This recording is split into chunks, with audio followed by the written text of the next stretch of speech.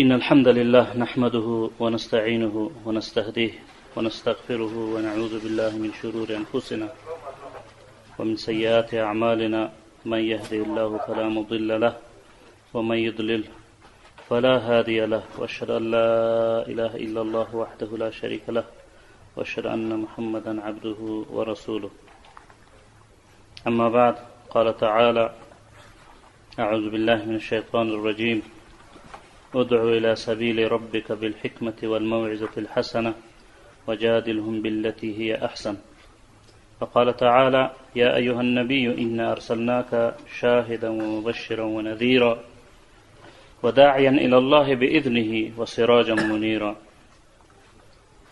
وقال رسول الله صلى الله عليه وسلم: العلماء ورثة الأنبياء، والعلماء لم يورثوا الدرهم والدينار، وإنما ورثوا العلم، فمن أخذ به فقد أخذ بحظ وافر، أو كما قال عليه الصلاة والسلام. محترمو او قدرمنو علماو، په دې مبارک مجلس کې موږ په حقیقت کې د هغه موضوع په خاطر باندې راجمع شوي یو، د هغه فریضې او وجیبې په خاطر باندې راجمع شوي یو،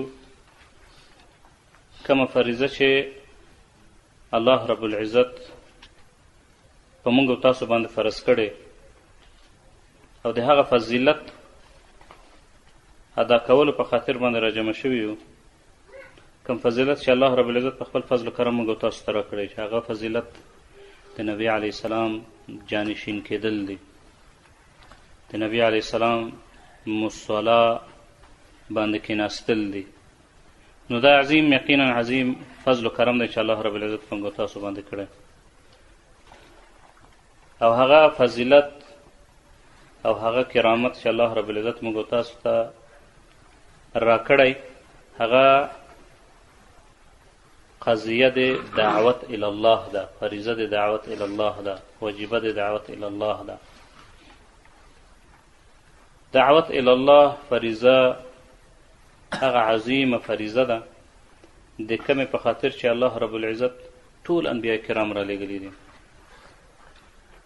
او کله چې د انبیاء کرامو سلسله په نبی علیه السلام باندې ختم شوې ده، نو الله رب العزت د عظیمه فریضه د نبی علیه السلام امت ته ورکړې ده. گویا د دغه عظیمه فریضې په سبب او په وجه باندې د نبی علیه السلام امت خیر د اممونه بلل شوی دی. اساسی سبب د خیریت، د بهتریت، د فضیلت د امت هغه تدعون الی الله ده، دعوت الی الله دی.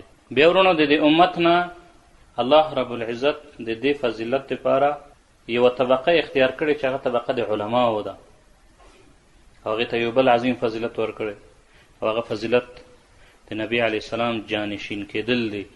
د نبی علیه السلام په ګدۍ باندې، د نبی علیه السلام په مصلا باندې، د نبی علیه السلام په کرسۍ باندې کېناستل دی. دا فضیلت هم الله رب العزت موږ تاسو ته را په برخه کړی.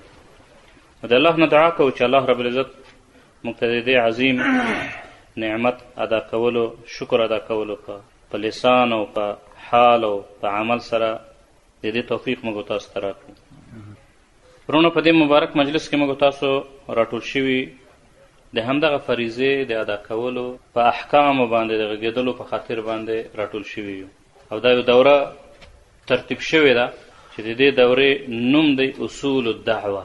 تاسو ورونو په خپل تراث کې که موږ وګورو، په خپلو کتابونو کې، خپلو مکتباتو کې څومره عبادتونه چې دي، د دې ټولو عبادتونو په اړه باندې په قرآن، په سنت، تفاسیرو کې، په شروح د احادیثو کې، د فقه په کتابونو کې ځانګړي ابواب د دې لپاره مختص شوي دي.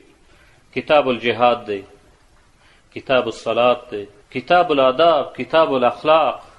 همدارنګه ورونو د دې عظیمې فریضې په خاطر باندې چې هغه دعوت الی الله ده، د حدیثو داسې کتاب به ونه ګورئ چې په هغې کې د دعوت الی الله لپاره ځانګړي ابواب نه مرتب شوي، ځانګړي ابواب مرتب شوي دي. په دې باره کې ځانګړي کتابونه سلف صالحین لیکلي دي، ځانګړي کتابونه چې په نوم د دعوت باندې، په نوم د امر بالمعروف نهي عن المنکر باندې. نو دا دومره عظیمه فریضه ده چې د نورو فرایضو سره، د جهاد سره او د نورو فرایضو ارکان اسلام سره نه عند الله د دې فرق شته او نه عند الرسول صلی الله علیه وسلم څه فرق کوله د نورو فریضو ترمنځ، او نه هم هذا القیاس د هغې نه وروسته سلف الصالحین او علما او محدثین او فقهاو د علم ته په کم نظر باندې نه دي کتلي. څنګه چې د نورو علومو تدوین کړي او د هغې احکام یې راجمع کړي، همداسې د دې علم هم پوره احکامات په کتابونو کې، په مدونات د کتابونو کې، په لویو کتابونو کې، مشهورو کتابونو کې د دې ځانګړي ابواب دي، بلکې ځانګړي کتابونه په دې باندې لیکل شوي دي. دا بېله خبره ده چې زموږ ستاسو په ژوند کې توجه ورته نشته، نو په دې وجه باندې د دې مضمون نه حتی د مدرسې طالب العلمان او فارغین علما هم د دې مضمون نه محرومه دي. دا عظیمه فریضه ده. د دې عظیمې فریضې په دین اسلام، په کم دین کې چې د پزې پاکولو طریقه ښودل شوي، څنګه ممکنه ده چې په هغې کې د دعوت غوندې عظیمه فریضه د کمې فریضې دپاره چې ټول انبیا کرام راغلي دي، د ټولو انبیاء کرامو اساسي مقصد د راتلو دا دی دعوت الی الله. د هغې اصول و ضوابط په قرآن او په حدیث کې نه بیان شوي، دا ناممکنه ده. د هغې اصول و ضوابط الله و رسول نه بیان کړي، دا ناممکنه ده. نو دا عظیمه فریضه ده. د دې ټول احکامات په قرآن، په حدیث او د فقه په کتابونو کې په تفصیل سره لیکل شوي دي. دې ته باید رجوع وشي. ما مخکې تاسو ته عرض وکولو چې سره د دې چې زموږ دین داسې حق دین دی، د هغې باوجود هم په امت اسلامي کې چې نن ګورو د فسق او د فساد، د ګناهونو او معاصي په هغه اندازه او په هغه کچه باندې دی چې انسان د هغې تصور نشي کولی. سره د دې چې زموږ مدرسې موجودې دي، سره د دې چې په زرګونو علما موجود دي. د یو راپور مطابق په پاکستان کې صرف 40,000 مدرسې دي. 40,000 مدرسې صرف پاکستان کې دي. د افغانستان جوماتونه، د افغانستان مدرسې چې غیر تسجیل شوي دي، که ورسره شي مسله د 70,000 نه زیاتېږي. 70,000 مدرسو په منځ کې زموږ او ستاسو د ملت د دې ملتونو اکثریت د عوامو د شرک او په کفریاتو کې ګناهونه نه یادوم، ګناهونه کې موږ هم پکې اخته یو، په شرکیاتو کفریاتو کې اخته دي. نو د هغې وجه څه ده؟ اساسي وجه همدا ده ورونو چې د امر بالمعروف نهي عن المنکر، دعوت الی الله، دعوت او د تربیت کار لکه څنګه چې انبیا کرامو کولو، نبي علیه السلام کړی او د هغې نه وروسته سلف صالحین کړی، زموږ په ژوند کې په هغه کچه باندې دا وجود نه لري.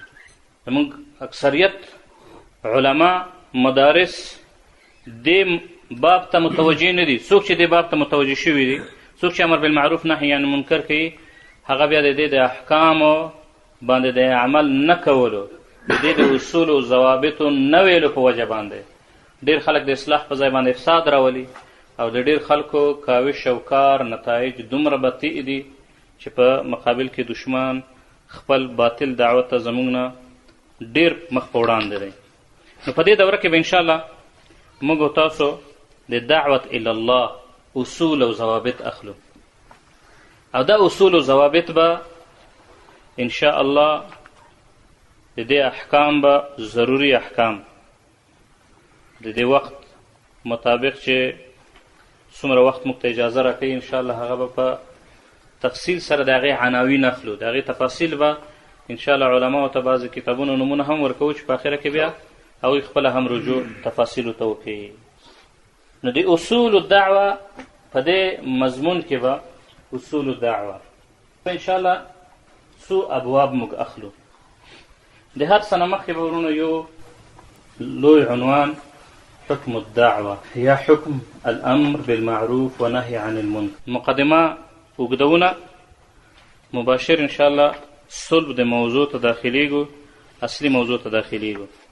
ملګري کوشش وکړئ کوم چې مهم مسایل دي هغه له ځان سره نوٹ کړئ. ته چې اول خو دا مسله یو تنبیه ولیکئ، یادونه. دعوت چې چېرته هم په قرآن کریم کې یا په نصوصو د قرآن او احادیثو کې یا د فقهاو په اقوالو کې ذکر شي د دعوت نه مراد امر بالمعروف نهی عن المنکر دی. چېرته چې امر بالمعروف نهی عن المنکر ذکر شي د هغې نه مراد دعوت الی الله دی. گویا دعوت او امر بالمعروف او نهی عن المنکر د دواړه یوه فریضه ده، په یو بل لفظ باندې تعبیر کیږي. نو د درسونو په دوران کې به هم موږ کله د امر بالمعروف نهی عن المنکر لفظ استعمالو او کله به د دعوت لفظ استعمالو. دا دواړه په یوه معنا دي، ځانګړي شیان نه دي. ډېر خلک په دې عقیده دي چې د امر بالمعروف هغه کارونو ته وایي کوم کار چې په قوت سره کېږي، په زور سره کېږي، ځکه چې امر ته وایي. خو داسې نه ده.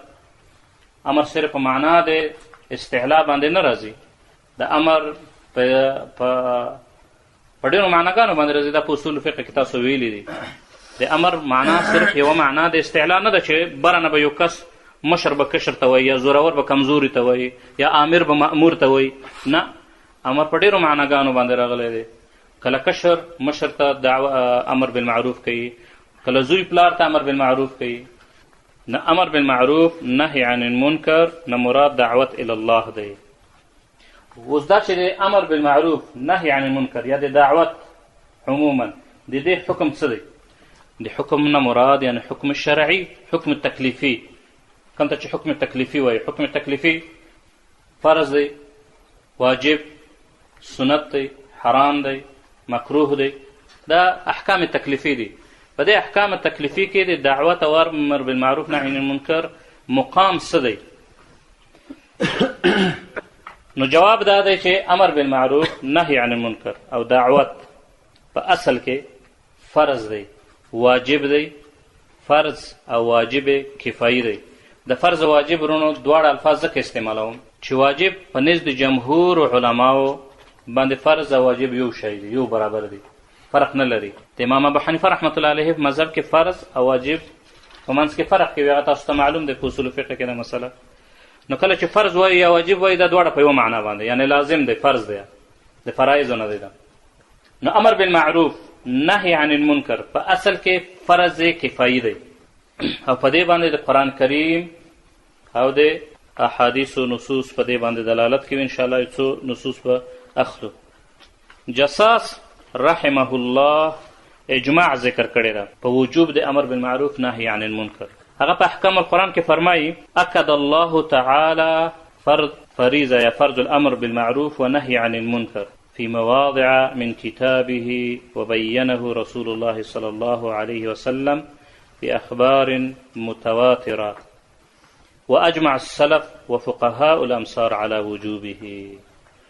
نو امام جساس رحمه الله اجماع ذکر کړی دی، اجماع د علماو په وجوب او فرضیت امر بالمعروف او نهی عن المنکر او دعوت.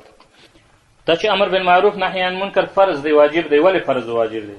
د فرض او واجب په څه باندې معلومیږي؟ دا د اصول فقه مسله ده چې په هر ځای کې د اصول فقه قاعده ده چې په قرآن او په سنت کې چرته هم لفظ د امر استعمال شي فالامر للوجوب، امر د وجوب لپاره دی، د فرضیت لپاره دی، تر څو پورې چې کومه قرینه صارفه موجوده نه وي. نو چرته هم چې د قرآن کې امر په یو شي باندې راشي هغه خامخا فرض وي، مګر دا چې هلته بله ورسره کومه قرینه موجوده وي. نو په قرآن کریم کې ډېر آیتونه داسې دي چې په امر باندې راغلي. مثلا موږ وایو چې دعوت فرض دی، واجب دی. ولې؟ ځکه چې نصوص د قرآن و سنت په دې دلالت کوي. اول قرآن کریم، د قرآن یو څو دلایل اخلو.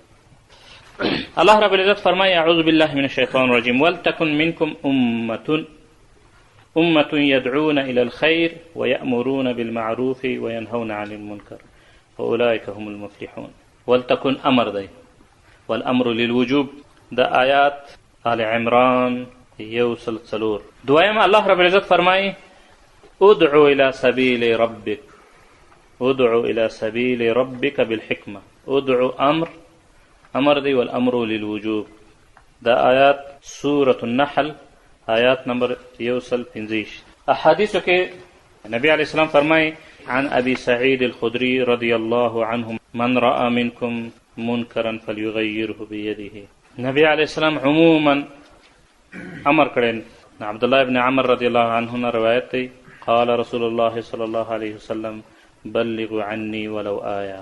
اخره کې خلاصه پورتنی ټول نصوص د قرآن او حدیث په لفظ د امر راغلی او د اصول لفقه د قاعدې مطابق الامر للوجوب، امر د وجوب لپاره دا یوه خبره. دومه خبره په پورتنی نصوصو کې امر ټول امت دپاره شوی دی بلا استثناء.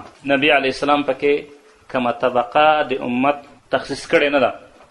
د عالم لفظ پکې نه دی راغلی، د انجینر او ډاکټر لفظ پکې نه دی راغلی، د نارینه او ښځینه لفظ پکې نه دی راغلی، بلکې عمومي لفظ دی.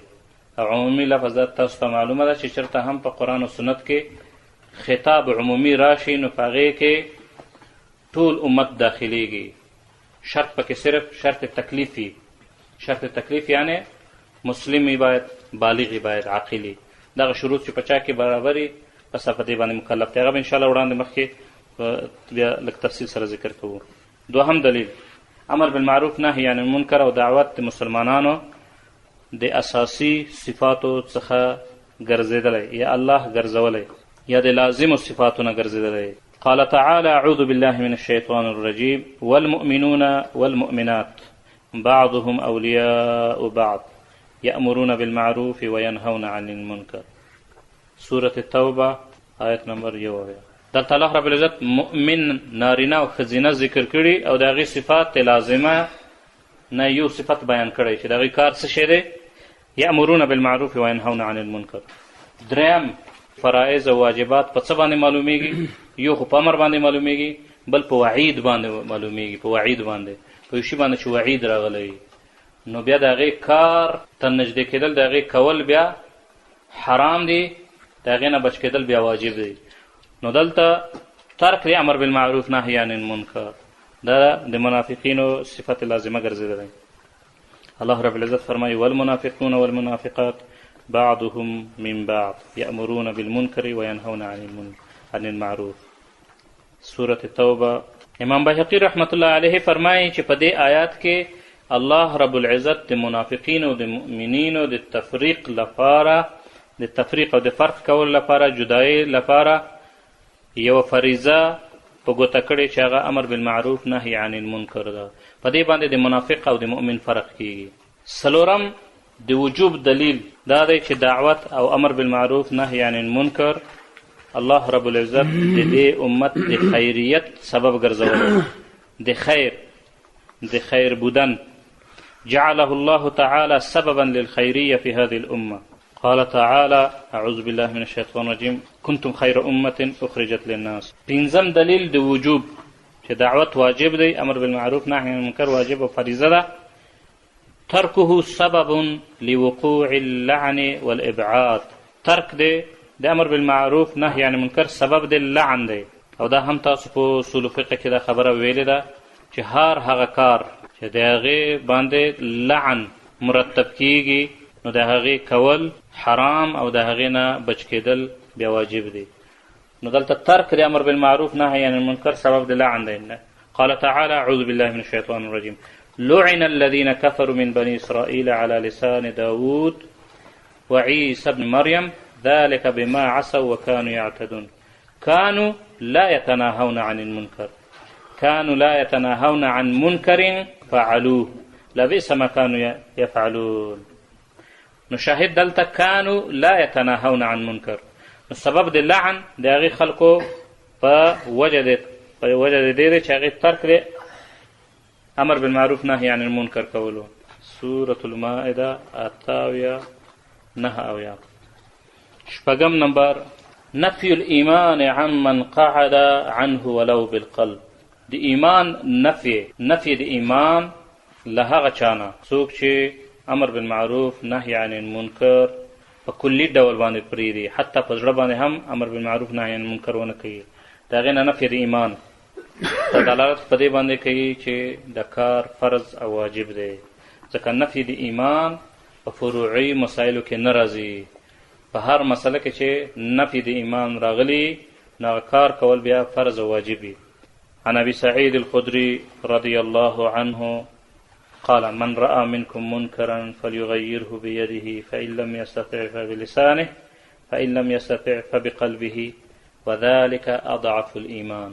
په یو بل روایت کې بیا راځي چې د داسې کس چې امر بالمعروف په قلب سره هم نه کوي نو د هغې په زړه کې ایمان د یو ناخود په اندازه باندې هم ایمان د هغې په زړه کې نشته. ورونو دلته د دې دلایلو نه دا یو څو دلایل وو، یو څو نقاط وو، 6 دلایل دي چې موږ ستاسو په مخکې وړاندې کړل چې دلالت په څه باندې کوي چې امر بالمعروف، نهی عن المنکر و دعوت الی الله دا فرض دی. او مخکې بله تنبیه هم، 2 تنبیه هم، د دې نه 2 خلاصه قول 2. اول دا چې امر بالمعروف نهی عن المنکر او دعوت الی الله فرض دی.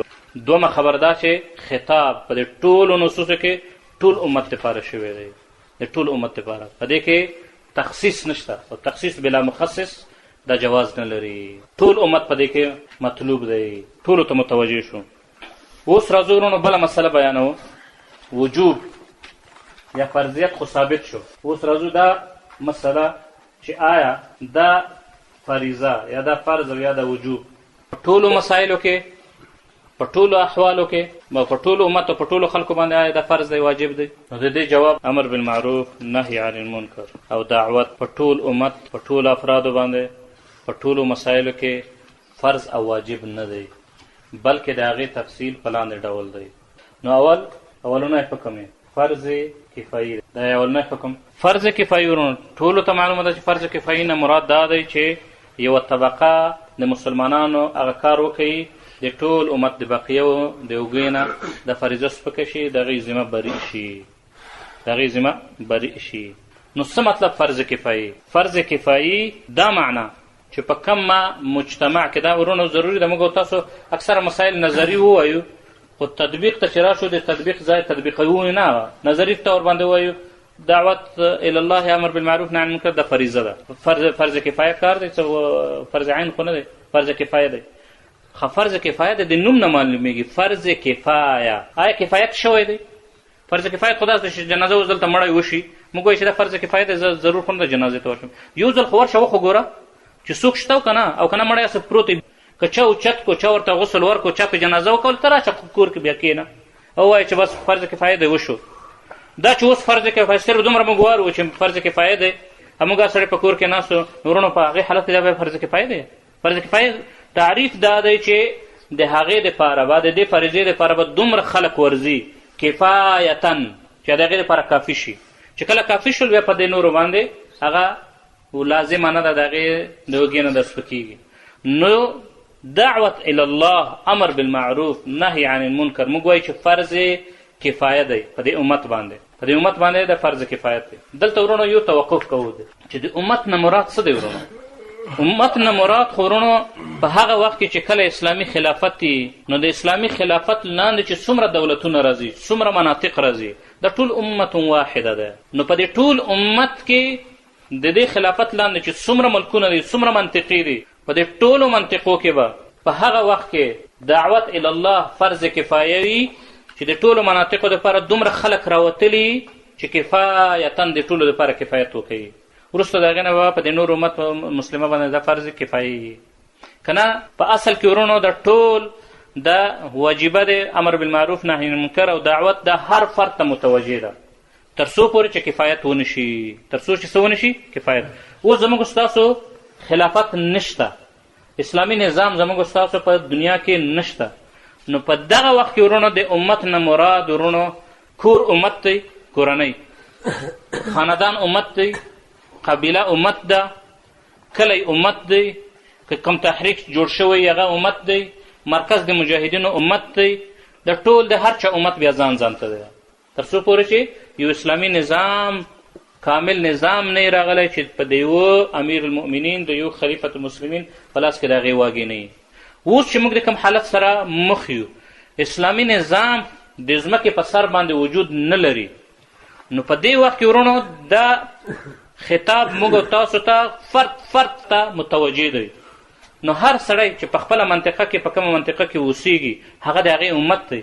اول زموږ ستاسو خپله کورنۍ امت ته، په کومه خاندان کې چې زه اوسیږم زما امت همدا دی. الله رب العزت ما ته همدا فرمایي ولتکن منکم امه، ستاسو نه د امت را پیدا شي، څو کسان را پیدا شي. او په لغت عربي کې امت وایي چې د 2 کسان نه زیات چې هغې ته امت ویل کېږي. کار حتی دم بعض علما وایي چې که یو کس کار د 2 کسانو کوي د رجل واحد دې ته امت ویل کېږي. نو اوس خطاب ورونو موږ تاسو ته دی چې دا امر بالمعروف نهی عن المنکر دعوت الی الله په تاسو باندې فرض دی. دا به هغه وخت کې ورونو موږ په خاندان کې په موږ تاسو باندې فرض عین دی، کفایي ته په هغه وخت کې راګرځي، هغه وخت به کفایي ته راښکته کېږي چې کله په دې خاندان کې موږ وګورو چې یو کس 2 کسه یا دومره کسان په دې خاندان کې شته چې هغه امر بالمعروف نهی عن المنکر کوي، نو بیا به کم درجې ته راځي؟ یا به دی فرض کفایي که نه فرض کې په خاندان کې هېڅ کس زما نشته، زه صرف یوازې یم، نور ټول یا فاسق فاجر دی یا غافل خلک دی، یا بل چا علم شرعي نه دی کړی ما علم شرعي کړی، نو دا امر بالمعروف نهی عن المنکر په خاندان کې دننه په کورنۍ کې دننه ما باندې څنګه دی؟ فرض عین دی. بیا په ما باندې بیا څنګه دی؟ فرض عین. په دې کې څه اختلاف شته ورونو؟ ورونو همداسې فرض عین دی لکه څنګه چې د نور امور فرض عین دي. جهاد هم په اصل کې فرض کفایه دی که نه؟ بعضې حالات یې راځي چې فرض عین کېږي. اوس موږ په هغه حالاتو کې په کوم حالت کې چې جهاد فرض عین دی. همداسې ورونو د دعوت هم داسې دی، د دعوت حکم او امر هم همدغه شکل باندې دی چې دا فرض کفایه دی، خو چې کله تر څو پورې چې دومره خلک نه را پیدا شوي چې د هغې کفایت وکوي تر هغې وخته پورې به دا په موږ باندې فرض عین وي. امر بالمعروف نهی عن المنکر په خاندان کې په ما ته باندې فرض دی، فرض عین. کفایت به هغه وخت کې راځي چې کله زموږ ستا په خاندان کې یو داسې کس پیدا شي چې امر بالمعروف نهی عن المنکر کوي. زنانه باندې حجاب لازم، په بچو باندې مونځ کول، د فرایضو خیال ساتل، د منهیاتو خیال ساتل، د عقیدې ټول دا چې یو کس چا وکولو، کیدای شي زما پلار دا کار وکوي، کیدای شي بابا یې وکوي، کیدای شي کومه زنانه یې وکوي په کور کې چې وکول چې زما په خاندان کې په ما باندې د فرض کفایي دی، په ما باندې فرض عین بیان دی. هذا القیاس ورونو دا د خاندان نه چې کله خبر راوځي کلي ته راوځي. اوس موږ تاسو چې په دې هر کلي کې اوسېږو، په دې هر کلي کې د کلي واړه واړه کلي نومونه واخله، د پوره دارې نوم واخله، په دې ټول کلي په دې خلکو باندې دا ټوله دره چې اوس زموږ ستاسو پکې ناست یو د دې ټولې درې په خلکو باندې په باندې امر بالمعروف نهی عن المنکر فرض عین دی. دا فرض کفایه ته په هغه وخت کې راکوزېږي، هغه وخت کې به راځي چې په دې منطقه کې داسې یو څو کسان پیدا شي چې دا په خپله ذمه باندې واخلي. که چېرته دا مسایل حل شوي څوک دا کار کوي بس د ټولې درې د خلکو غاړه ورباندې خلاصه ده. او که چېرته نه یې شوي ورونو فرد په دې دره کې په دې مسایلو کې هر سړی د خپل وس مطابق، هر سړی د خپل علم مطابق په دې کې څنګه دی؟ په دې کې ګناهګار دی لکه فریضه یې چې ترک کړي. همداسې ورونو دا مسله ولایتونو ته ځي، مسله وطن ته رسېږي. او هذا القیاس بیا ورونو که چېرته تجمع د مسلمانانو وي، یو تحریک جوړ شوی یا جهادي تحریک دی، یا د امر بالمعروف نهی عن المنکر تحریک دی، یا د بل خیر د کار دپاره راټول شوي دي، په هغې کې دننه ورونو امر بالمعروف نهی عن المنکر فرض عین دی تر هغه وخته پورې تر څو چې کفایت نه شوی. زموږ ستاسو د امارت اسلامي دا یو تجمع دی د مسلمانانو، دا یو امت دی، دا زموږ ستاسو امت دی. په دې امت کې فرد باندې امر بالمعروف نهی عن المنکر فرض عین دی ورباندې تر هغه وخته پورې تر څو پورې چې کفایت حاصل شي، دومره علما راټول شي لکه څنګه چې مخکې عرض وکړو یو لجنه جوړه شي چې امر بالمعروف به دا کوي، د مجاهدین په مرکزونو باندې به ګرځي که نه، د امیر اعلی نه واخله، د والي نه واخله، د امیر المؤمنین نه واخله، تر ادنا مجاهده پورې به تارک د فرض عیني که چېرته موږ تاسو په مراکزو کې د مجاهدینو دپاره، که چېرته موږ تاسو په ولایتونو کې د مجاهدینو دپاره، که چېرته موږ تاسو په ولسوالیو کې د مجاهدینو دپاره، د تحریک د خلکو دپاره، د امارت اسلامي ته منصوبو خلکو دپاره یو لجنه نه یې جوړه کړې، یو امت هم نه یې ورته اختیار کړی چې هغه کار به دی چې امر بالمعروف او نهی عن المنکر وکوي. درېیمه خبره چې د دې حکم د امر بالمعروف نهی عن المنکر مأمور به ته په کتو سره به د دې حکم را معلوموو. مأمور به ته چې دا کم امر باندې کم حکم باندې زه امر کوم، یو چاته وایم چې ته مونځ وکوه، یو کس مونځ نه کوي، ستا په کور کې ښځه مونځ نه کوي، لور دې مونځ نه کوي، زوی مونځ نه کوي، نو دلته زه امر بالمعروف کوم. دا امر بالمعروف حکم څه دی؟ نو دلته به د مأمور به ته ګورو. مأمور به په دې ځای کې څه شی دی؟ حکم یې څه دی؟ فرض دی. نو امر بالمعروف هم فرض دی، امر بالمعروف هم فرض دی. نو امر بالمعروف درېیمه خبره دا ده چې په امر بالمعروف نهی عن المنکر به په نظر د مأمور به به د هغې حکم معلوموو چې حکم کم یو کس دی په کورنۍ کې په ولسوالۍ کې ستا په دې تحریک کې یو کس چرس کوي، چرس حکم څه شی دی؟ حرام دی.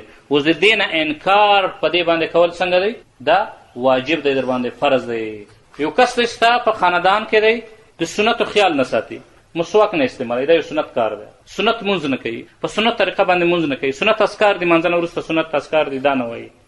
نو په دې حالت کې د امر بالمعروف چې ته د خپل بچی په دې باندې مأمور کړې، ته د خپل مجاهد په دې باندې مأمور کړې چې دا کینه اذکار وایه، په دې وخت کې امر بالمعروف حکم څه شی دی؟ سنت دی. ولې؟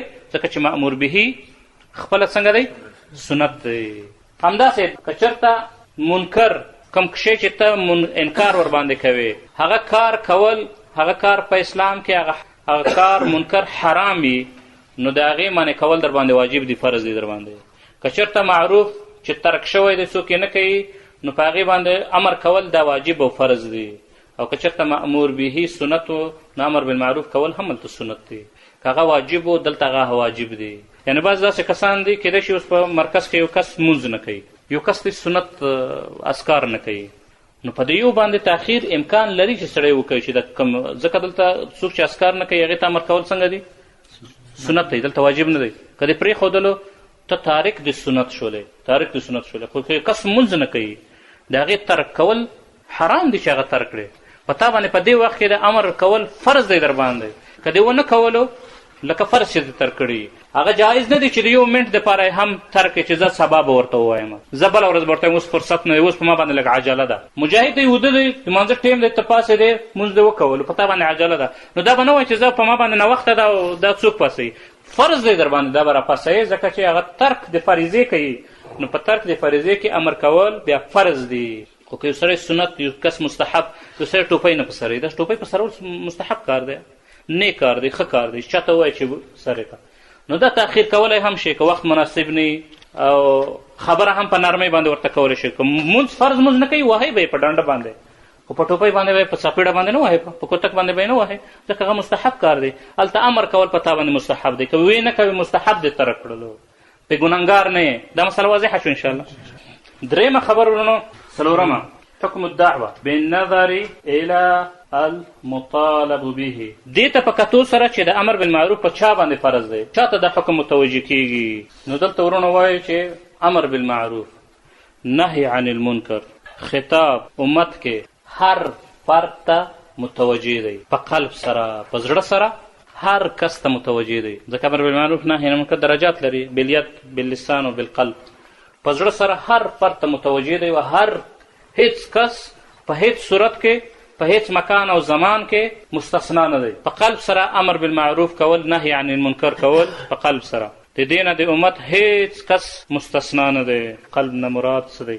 اختصارا دا وایو چې یو کار کیږي، یو کس دی وسې نه رسي، عاجز دی، په ګاډي کې کینې څوک موسیقي لګوي، نه په خوله ویلی شي او نه په لاس باندې کولی شي، قدرت نه لري، نو دلته انکار بالقلب په تا باندې لازم دی، فرض دی در باندې، د دې نه استثنا نشته. دلته به دا نه وایي چې زه عاجز یم او وس مې نه کېږي، یا زه په بل کار پسې روان یم، یا زه قدرت نه لرم، یا زه علم نه لرم. انکار بالقلب دلته دا دی چې د دې سره به هغه لرې کره به لرې، بد به یې ګڼې، تمنا به لرې چې دا بند شي، او که دې وس کېږي د دې ګاډۍ نه به کوزېږې، په بل ګاډۍ کې به کښېنې. په یو مجلس کې خلک موسیقي اروي، نو دلته انکار نه په لاس کولی شي نه په جبه کولی شي، عاجز یې. په دې صورت کې قلب باندې به امر بالمعروف نهی عن المنکر کوي، او په هغې باندې امر بالمعروف نهی عن المنکر صورت دلته ترک المجلس دی، چې مجلس به ترک کوي، مجلس نه به وځې، که داسې مجلس کې به شرکت نه کوي. دا یوه خبره چې بالقلب خو ټولو ته متوجه شو، بالقلب. پاتې شول لسان باللسان والید. دلته وجوب باللسان او بالید مشروط دی په شرط د قدرت سره. امر بالمعروف، نهی عن المنکر د امت هر فرد په لاس او په جبه سره په هغې باندې لازم دی، خو په شرط د استطاعت او قدرت سره، په شرط استطاعت او قدرت سره. په قلب باندې په ټولو باندې لازم دی، او په لاس او په جبه سره مشروط دی په شرط استطاعت او قدرت سره. قدرت او استطاعت بیا په دوه قسمه دی، یو قدرت حسی او قدرت معنوي. قدرت حسی دا معنا نبی علیه السلام فرمایي من رأى منکم منکرا فلیغیره بیده. نو دلته بیده دپاره حسي قدرت، جسمانی قدرت، فیزیکي قدرت دا شرط دی چې دا به تا سره موجود دی، دا قدرت به تا سره موجود دی، ته به عملا کولی شي چې هغه منع کړې. دویم قدرت معنوي دی، هغه قدرت معنوي په علم سره تعبیر شوی دی. علم، تا سره قدرت شته چې یو شی منع کړې، خو تا سره علم نشته چې په دې باندې ته دا معلوم کړې چې دا کار منکر دی او که نه دی منکر. کیدای شي تا ته ووایي چې دا څوک وایي چې ناجایز، ټول خلک یې نه کوي، نو بیا تا سره شرعي دلیل شته. نو که ته عامي یې نه پوهېږې نو تا سره قدرت نشته که نه، نو چې قدرت نشته په دې ځای کې ته معذور یې، په تا باندې دا واجب نه دی. یو داسې مسایل دي، مثلا فرض، مونځ فرض دی، یو کس مونځ نه کوي، هلکان دي دلته ولاړ دي په دې محله کې مونځ نه کوي، جومات ته اوس دا خو دهقان هم په دې خبر دی که نه. نو د علم مسله چې ده، علم مسلې نه مراد دا نه دی چې مدرسې نه فارغ وي، علم په دغه مسله باندې، په دې مسله باندې، د مسله باندې کیدای شي داسې مسلې چې په هغې باندې ټول امت خبر دی، ټول امت مونځ دی، د مونځ فرضیت ټول امت ته معلوم دی، او بعضې کیدای شي داسې مسایل دي چې هغې مسایلو دپاره علم شرعي پکار وي. نورونو په لسان او بالید او لسان باندې امر بالمعروف نهی عن المنکر په هر امتی باندې فرض دی، خو په شرط استطاعت او قدرت. استطاعت او قدرت، قدرت حسي او قدرت معنوي، دا دواړه دی. انشاءالله بل باب د دې راځي الحسبه، هغې کې به انشاءالله په تفصیل سره دا مسله وایو. دلته یو درېیمه خبر یا درېیم حالت د وجوب هغه ضمنا ذکر شو، خو ځانګړی ذکر نه شو، هغه هم باید ذکر کړو. هغه دا دی چې د هغه حالتونو نه چې په هغې کې امر بالمعروف نهی عن المنکر واجبېږي، واجب خو دی یعنی عیني کېږي، په انسان باندې بعینه واجب کېږي، فرض عین کېږي ور باندې. د هغې حالتونو نه یو حالت دا دی چې یو منکر د انسان په مخ کې کېږي، دا یوه خبره، منکر د انسان په مخ کې کېږي، یو شرط. دویمه خبره دا چې دی د هغې په معنا کولو باندې قادر وي. درېیمه خبره دا چې بغیر د ده نه بل څوک نه، او هغه تاخیر د بل شرط هم ورسره اضافه کړي، او تاخیر هم نه قبلوي، یعنې د تاخیر امکان هم نشته پکې. لګیا د یو کس شراب څکي، لګیا د یو کس روان، ښه دې ولیدل چې زنا طرف ته جدا شول، یو طرف ته ښه دې ولیدل چې یو کس ټوپک ورسره دی، بل مظلوم یې نیولی ولي یې اوس، دا تاخیر قبلوي. ته ورته چې یاره زه سبا به ګورم یا بله ورځ ګورم، یا اوس کار مې دی، یا دکان ته روان یم، یا پلان ته روان یم، تاخیر نه قبلوي. نو په داسې حالت کې امر بالمعروف نهی عن المنکر په دې ځای کې دا فرض عین دی، فرض عین دی. په دغه حالت کې، په دغه شروطو باندې، په هر زمان، په هر مکان کې، په هر فرد امت باندې امر بالمعروف او نهی عن المنکر په دې مقام کې فرض عین دی.